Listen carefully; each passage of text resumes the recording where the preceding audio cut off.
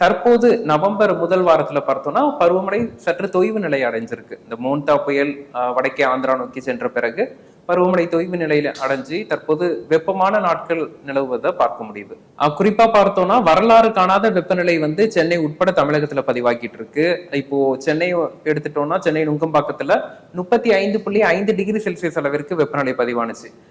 இதற்கு முன்னதான் இது போன்ற ஒரு வெப்பநிலை எப்போது பதிவாகணுச்சு அப்படின்னு பார்த்தோம்னா 1999ஆம் ஆண்டு நவம்பர் 3ஆம் தேதி வாக்குல நமக்கு தமிழகத்துல வந்து இது போன்ற ஒரு வெப்பமான சூழ்நிலை நிலவியது. அதற்கு காரணம் என்ன அப்படின்னு பார்த்தோம்னா அப்போது சூப்பர் புயல் ஒன்று ஒடிசா நோக்கி சென்றதன் காரணமா நமக்கு ஒரு அதீத வெப்பம் நவம்பர் மாதத்துல காணப்பட்டதை பார்த்தோம்.